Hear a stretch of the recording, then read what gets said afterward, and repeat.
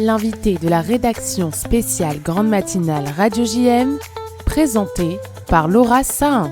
Nous sommes de retour dans la Grande Matinale de Radio JM, comme tous les lundis, de 10h à midi. Et pour cette deuxième partie d'émission, j'ai le plaisir d'accueillir Alexa Amram. Bonjour. Bonjour Laura. Vous êtes évidemment la présidente de la Viso Marseille, mais aussi la vice-présidente de Viso France. Et vous êtes l'une des organisatrices de la conférence de Philippe Zawati, organisée le jeudi 27 novembre, donc ce jeudi, au Centre Flegg à 19h, à l'occasion du 155e anniversaire du décret Crémieux, pour la sortie de son livre qui s'appelle Le Décret. Son auteur est évidemment avec nous également par téléphone. Est-ce que vous êtes avec nous, Philippe Zawati ? Je suis là. Bonjour à vous, bienvenue dans la Grande Matinale de Radio JM en direct. Je le disais, vous êtes l'auteur du livre Le Décret. On va rappeler quand même à nos auditeurs en quoi consiste Le Décret Crémieux. Alors, le décret Crémieux, c'est un décret, donc comme son nom l'indique, qui a été signé par Adolphe Crémieux, alors ministre de la Justice, le 24 octobre 1870. Et c'est un décret qui naturalise la totalité des Juifs d'Algérie. À l'époque, donc, il y avait 35 000 Juifs en Algérie, qui étaient des indigènes, c'est-à-dire qui étaient considérés comme évidemment des non-citoyens, de la même façon que les musulmans en Algérie. Et donc avec ce décret, Crémieux leur donne la nationalité française. C'est donc la raison pour laquelle aujourd'hui tous les descendants des Juifs d'Algérie sont français. Donc évidemment, ce décret a changé le destin de bon nombre de familles juives françaises. Ça a créé clairement une différence de considération entre les populations musulmanes et les populations juives en Algérie à ce moment-là. Alors oui, bien sûr, ça crée une différence très très forte puisque les musulmans restent des indigènes et vont rester des indigènes jusqu'à l'indépendance, alors que les juifs vont progressivement devenir très proches de la communauté française et du coup effectivement suivre cette communauté des colons français dans leur exil en 1962. Mais ce qu'il faut bien comprendre, c'est que en réalité, cette histoire-là commence quelques décennies avant, en 1830, puisqu'en 1830, donc l'armée française arrive en Algérie et donc prend possession du territoire à Alger et d'Algérie. Et dès 1830, les Juifs vont se rapprocher des Français. Alors pourquoi est-ce qu'ils vont se rapprocher des Français ? C'est parce qu'en fait, précédemment, ils vivaient sous l'Empire ottoman et ils avaient une qualité de dignité, c'est-à-dire de sous-citoyens. Donc ils ont vécu pendant des siècles auparavant en qualité de sous-citoyens. Et donc l'arrivée des Français, ils la voient comme une véritable opportunité d'égalité à minima avec les musulmans. Et donc, ils vont très vite se rapprocher des Français, utiliser la langue française, mettre leurs enfants dans des écoles françaises, faire du commerce et de l'économique avec les Français. Et donc, en 1870, déjà, ce rapprochement s'est déjà opéré de façon assez importante. Et c'est pour cela qu'il y a une différence qui va devenir bien entendu beaucoup plus marquée avec les musulmans. Mais cette différence, en quelque sorte, c'est un peu le fruit de l'histoire déjà des décennies précédentes. Évidemment, vous en direz plus ce jeudi 27 novembre au Centre Flegg à 19h pour effectivement l'anniversaire, le 155e anniversaire du décret Crémieux. Et c'est toujours important, dans les temps qui courent, de rappeler l'importance de ce décret aussi, Philippe Zawati. C'est très important et moi j'ai voulu le faire à travers un roman, un récit, parce que c'est une façon de faire un pas de côté aussi. Les historiens ont déjà écrit beaucoup de choses là-dessus, mais c'est quelque chose qui est important, qui est ancré en nous, c'est la question de l'identité. Qu'est-ce que nous sommes, d'où nous venons, quelle était la relation à l'époque entre les Juifs d'Algérie et les Juifs de France, en quoi ce décret a transformé aussi notre façon d'être, de pratiquer la religion, et ça fait évidemment écho avec la situation d'aujourd'hui où on se rend compte que cette identité elle est toujours fragile. Ce décret d'ailleurs a été abrogé en 1940 par Vichy, puis rétabli en 1944, et donc depuis 1870 en quelque sorte ce lien entre les Juifs d'Algérie et leurs descendants et la France et la citoyenneté et l'identité est une histoire faite à la fois de force et de fragilité. Et donc je trouve que c'est extrêmement important d'en parler aujourd'hui dans le contexte que nous connaissons. Et on aura le plaisir à vous écouter, évidemment, je le rappelle, ce jeudi à Edmond Flegg à 19h. Merci à vous, Philippe Zawati. Merci beaucoup. À très bientôt et à jeudi à Marseille. Bonne journée. Alors Alexa Amram, vous accueillez, comme je le disais, l'auteur au Centre Flegg ce jeudi. Pourquoi c'était important finalement de s'arrêter sur cet anniversaire? Philippe Zawati expliquait que aujourd'hui, plus que jamais, l'identité juive est remise aussi sur le tapis au vu de la crise et des vagues de l'antisémitisme dont nous sommes tous malheureusement victimes. En quoi c'était important finalement de recevoir cet auteur et de revenir sur ce fait historique? Écoutez, la venue de Philippe Zawati et de sa conférence concernant ce sujet, ça répond aussi à une des missions de Viso France, qui est faire connaître le patrimoine culturel juif et sa transmission. Donc, si vous voulez, à travers son livre, Philippe Zawati nous invite à nous interroger sur nos identités, sur cette transmission. Et de ce fait, on rentre tout à fait dans la mission de la Viso, de Viso France. Alors, justement, c'est important de rappeler à quoi ça sert finalement la Viso, parce qu'il y a encore des gens, des auditeurs, des auditrices qui ne savent pas, qui ne connaissent pas la Viso, et on a besoin de savoir finalement quels sont vos combats et pourquoi et pour qui vous travaillez. Alors, on travaille pour Viso Israël. Viso, ça veut dire Women International Zionist Organization. Donc, la Viso, c'est une organisation sociale qui a été fondée en 1920, dont la mission est d'améliorer la vie des femmes, des enfants, des familles en Israël à travers des structures sociales et éducatives. Elle gère des crèches, elle gère des écoles, elle gère des foyers pour femmes victimes de violences. C'est le premier partenaire social privé d'Israël. Et pour aider et pour soutenir cette Viso en Israël, elle a le soutien de beaucoup de femmes à travers le monde, des femmes engagées qui sont engagées par un idéal sioniste au départ, un idéal de solidarité avec ces femmes et ces enfants en Israël. Et nous, en France, Viso France particulièrement, donc on collecte des fonds pour l'entretien et la création de ces structures en Israël. Au-delà de la collecte de fonds, vous agissez aussi au niveau de la culture, comme là, par exemple, l'organisation de cette conférence. C'est le deuxième objet, exactement. C'est le deuxième objet de la Viso. On le fait à travers ces conférences, on le fait à travers les comités de lecture aussi, qui sont...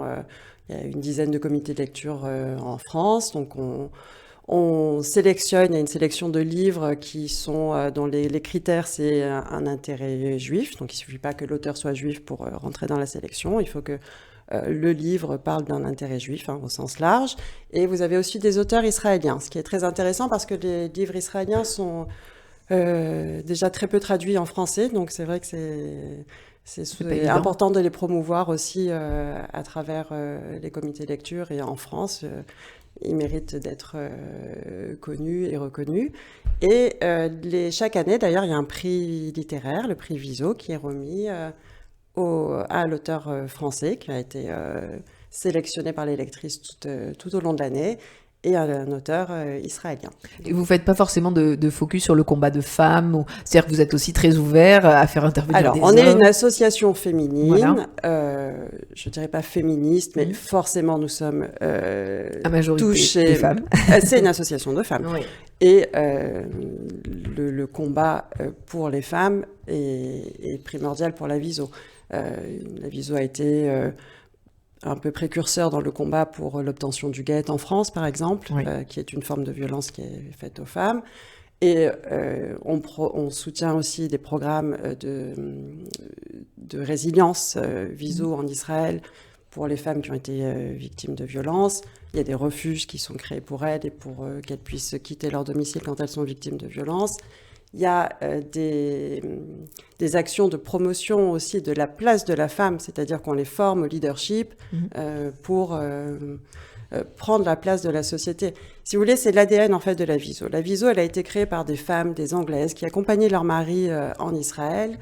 Donc elle a été fondée en 1920, donc on parle de vraiment 1918. Et ces femmes-là se sont rendues compte que pour prendre une place active dans la création du pays, d'Israël, donc des années 1920, il fallait les libérer de leurs contraintes domestiques. Donc elles ont créé des pouponnières, elles ont créé des écoles, elles ont formé les femmes à des métiers, dans l'agriculture, dans dans plusieurs domaines. Et la Viso a même un groupe parlementaire à la Knesset qui est apolitique, mais qui intervient pour une des soucis d'égalité homme-femme. Par exemple, il y a une loi qui a été votée sur la transparence des salaires hommes-femmes. Oui. Donc maintenant, chaque entreprise doit au moins déclarer les salaires et après aux femmes de se battre pour avoir le même. Évidemment. Alors j'aimerais vous interpeller sur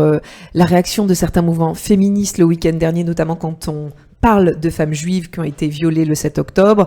Je pense au mouvement Nous Vivrons, qui est régulièrement pointé du doigt par des mouvements féministes autres, ou pas d'ailleurs, c'est pas forcément des mouvements féministes, qui dénoncent le sionisme de celle-ci. J'aimerais votre ressenti, vous êtes à la tête de la Viso Marseille, et vous êtes une femme, vous êtes une mère. Ça, en tant que femme, qu'est-ce que vous ressentez quand on sait aujourd'hui que des femmes juives sont pointées du doigt? En tant que femme, en tant que juive, en tant que sioniste et en tant que être humain. Être humain qui a été tellement choqué et marqué par les rapports que j'ai pu lire sur les actes, les violences sexuelles, les crimes sexuels qui ont été commis sur les femmes le 7 octobre.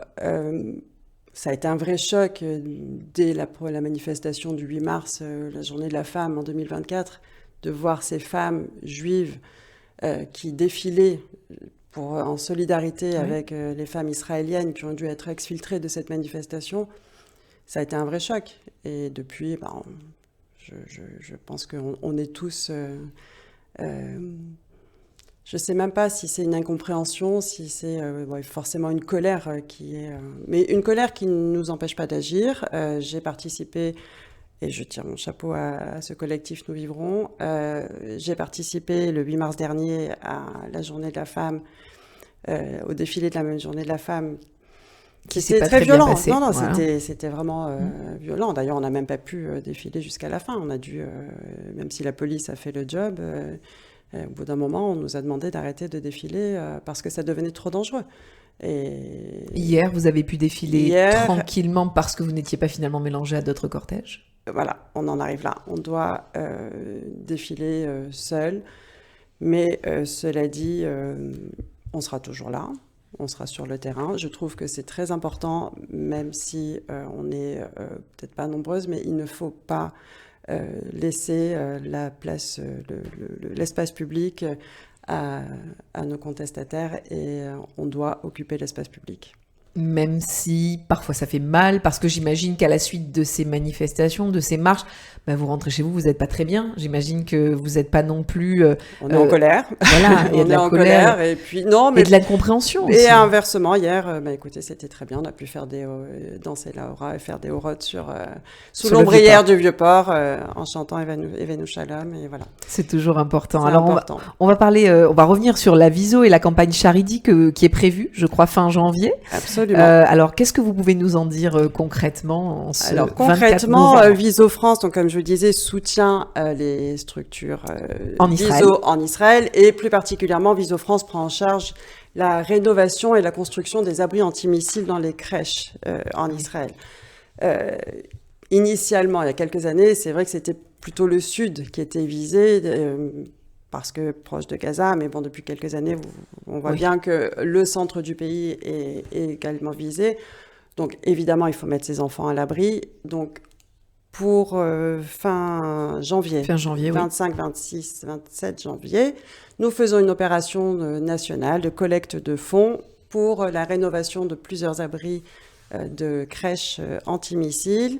Et ces abris sont aménagés avec des structures, du matériel pédagogique pour en même temps pouvoir dispenser des programmes de résilience. Ça, c'est nouveau. La Viso met en place des programmes de soutien psychologique spécifiques à la Viso qui s'adressent aux jeunes enfants à travers l'art-thérapie, à travers l'expression corporelle, à travers la musique, à travers plusieurs expressions, des jeux didactiques. Ce qui est nouveau, c'est également que ce programme est proposé aux mamans, aux jeunes mamans, aux femmes seules qui ont souffert de l'absence du père pendant plusieurs mois, qui Ouais. étaient Sur le front. sur le front. Et depuis quelques mois, d'ailleurs, ce programme est proposé aux pères qui le souhaitent, qui s'est rendu compte que le retour à la vie civile après plusieurs mois sur le front, c'est compliqué. Bien C'est sûr. compliqué et il faut aider. Donc, il faut aider à cette reconnexion familiale et la Viso agit en ce sens. Et on sera là le 25, 26, 27 janvier pour relayer évidemment cette campagne nationale. J'imagine qu'à Marseille aussi, vous allez impulser, bien sûr. voilà, puisqu'on est quand même on est une grande grosse communauté communauté, et voilà, très c'est solidaire important. avec Israël. c'est évident. Merci beaucoup Alexa Amram d'être Merci venue Laura. ce matin nous parler en direct de cet événement qui aura lieu, je le rappelle, ce jeudi 27 novembre au Centre Flag à 19h. La sortie du livre Le Décret par Philippe Zawati à l'occasion du 155e anniversaire du décret Crémieux. Est-ce qu'il faut s'inscrire? Est-ce que c'est gratuit? Alors oui, je vous conseille de vous inscrire. Il faut s'inscrire de Oui. toute façon, malheureusement pour des raisons de sécurité. Oui. Les infos, vous pouvez les retrouver sur la page Facebook Viso Marseille. Formidable. Merci beaucoup Alexa et puis Merci, à très Laura. bientôt j'espère. Merci.